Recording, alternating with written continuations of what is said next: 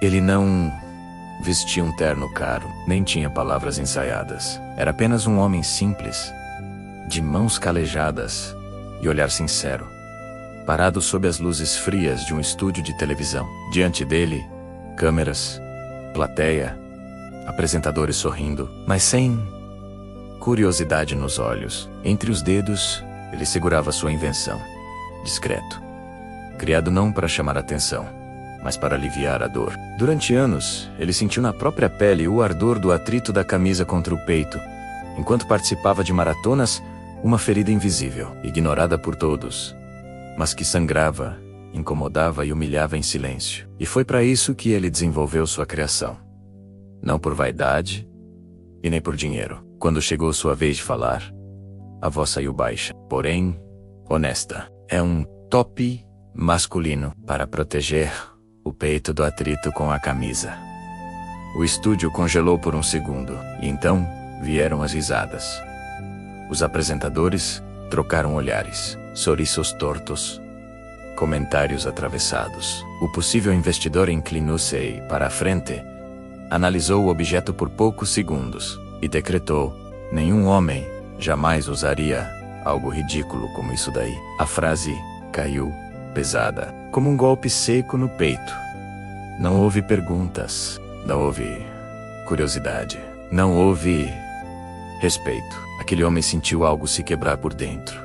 Não invenção, mas a coragem. Ele abaixou a cabeça e ficou em silêncio, aceitando a opinião de todos, como se fosse um veredito final. Naquela noite, ao chegar em casa, ele abriu uma gaveta antiga, colocou sua criação lá dentro, fechou devagar, e junto com ela, guardou também o sonho, a esperança, e a parte de si que acreditava que ideias simples também podiam mudar o mundo. A gaveta se fechou, o silêncio ficou, e por um tempo, parecia que aquela história terminaria ali. O homem simples voltou para casa naquela noite, com a invenção guardada na gaveta, e o coração guardado no silêncio. Por muito tempo, ele acreditou que talvez todos estivessem certos.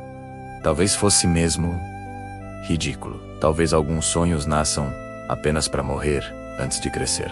Até que, numa noite comum, sentado no sofá gasto da sala, ele assistia a um grande evento esportivo. O estádio lotado, jogadores correndo como máquinas humanas, câmeras focavam números, gráficos, estatísticas aparecendo na tela, batimentos cardíacos, distância percorrida, desempenho físico, dizia o narrador. E então, algo clicou dentro dele. Ele observava o peito dos atletas subir e descer. O esforço, o suor, a camisa colada ao corpo. Foi ali que ele percebeu: eles precisam saber o que o corpo está dizendo, em tempo real. Naquela mesma noite ele abriu a gaveta. A sua invenção ainda estava lá, esquecida, mas não morta. Ele segurou o tecido nas mãos e, pela primeira vez desde o programa de TV, não sentiu vergonha. E se isso não fosse apenas proteção? E se fosse informação? Ele passou noites em claro, estudou, aprendeu o que não sabia, errou, refez, inseriu sensores. Criou um sistema capaz de monitorar batimento cardíaco, oxigenação, distância percorrida, e então veio a peça que mudaria tudo. Um GPS de monitoramento integrado ao peito do atleta. Agora, não era apenas um simples sutiã masculino. Era um top de monitoramento inteligente e invisível sob a camisa, confortável, preciso e revolucionário. O que antes apenas protegia o peito do atleta, agora protegia carreira, saúde e desempenho. A segunda porta, diferente da primeira vez, ele não foi à televisão. Ele foi a uma empresa multinacional, investidora em esportes. Sala de reuniões fria, executivos atentos, nenhuma risada. Ele apresentou sua invenção com a voz firme de quem já foi desacreditado e não pretende voltar atrás.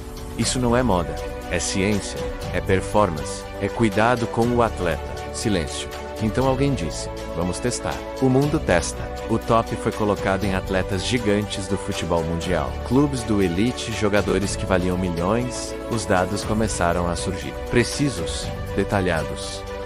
Treinadores ajustaram cargas de treino, médicos preveniram lesões antes que acontecessem. Atletas passaram a entender o próprio corpo.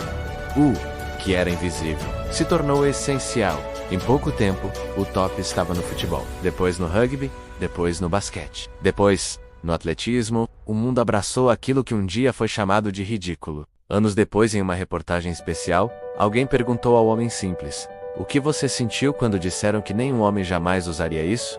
Ele sorriu, um sorriso calmo. Eles estavam certos. E naquela época, nenhum homem usaria, mas o futuro estava esperando alguém que não desistisse. E em silêncio, ele pensou naquela gaveta, naquele riso no estúdio de TV.